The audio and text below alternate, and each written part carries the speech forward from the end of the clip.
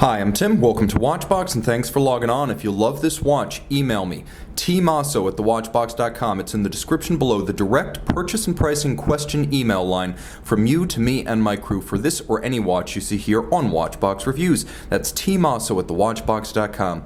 And today we are discussing perhaps the best loved version of the Patek Philippe 5396 annual calendar. This is the 5396G-001, 38.5 millimeters in white gold, a model that came out back at Basel 2005, and as you can see, it's a slender watch, 11.3 millimeters thick, and from lug to lug, a very compact 46.8, but with a broad and contemporary 21 millimeter spacing between the lugs. Now the watch is on a navy blue factory strap. There will be a new strap when this watch is delivered for sale, so consider this demonstration only, just so you get a sense of what is included. Calfskin on the underside, navy blue gator on the top. You can see there is a sheer-sided construction showing you the layers of leather, and then there is a monotone stitch. There is a matching Patek Philippe single fold white gold clasp to keep the watch secure from droppage while donning or removing at bedside. Now let's see how this 38.5 millimeter white gold watch wears on my 16 centimeter circumference wrist. We'll get a good sense of it from a distance right here.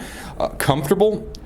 Excellent proportion. As you can see, it sits flat, easily wearable underneath a cuff, and I would recommend this for a wrist as small as 13.5 centimeters circumference because of the relatively compact distance across the wrist, which I find reasonable, and the timepiece possibly viable as a unisex option, though at 38.5 millimeters, it is not the most compact of Calatravas. And I do call this a Calatrava because it has some of the essential elements, most notably the blended lug profile. And as you can see, the blended lugs are handsome, slightly tapered, they tail off towards their tips. There's the Calatrava cross crown, and then you have a bezel with an almost flat conical portion and a vertical cylindrical side. Everything is of high polish, and as you can see, there are several annual calendar pusher adjusters on the flanks of the case.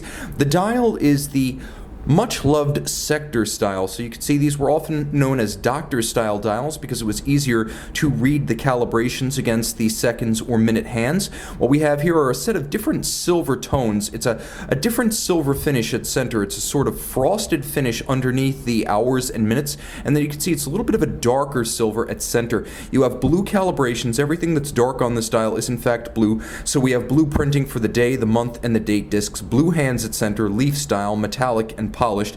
And then outboard you can see we have a finely calibrated minutes and seconds scale with a counterweighted Lancet style seconds hand.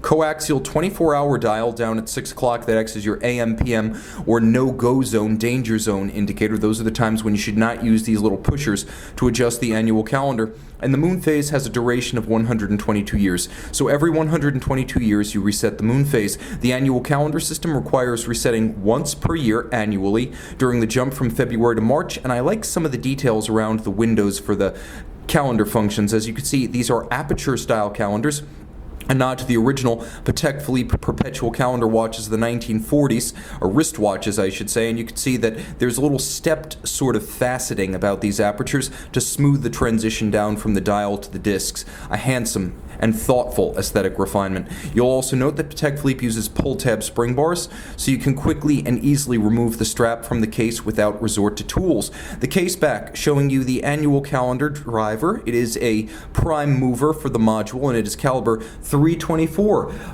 Specifically 324 SQA-LU24. Yes, all of that. Unidirectional automatic winding, 35 to 45 hour power reserve, beats away at 28,800 vibrations per hour. You can see that this one of the earlier series of 5396, as it features the Geneva hallmark that was equipped from 2005 to mid-2009 after that Patek Philippe seal. Gyromax free-sprung balance beating away at 4 Hz. The free-sprung architecture is adjusted in 5 positions like a chronometer would be for outstanding shock resistance, as well as fine-tuning reliability. Free sprung is easier to adjust and keep adjusted than mobile stud index. 34 jewels, all of it inside a case that is 30 meters water resistant. As you can see, there is mirrored anglage on the edge of the bridges with the same treatment in the jewel and screw countersinks.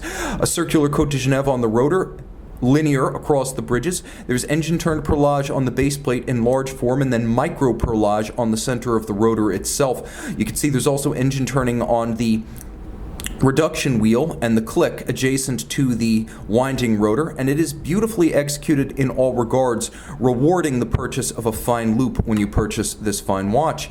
Email tmosso@thewatchbox.com for full pricing and purchase details.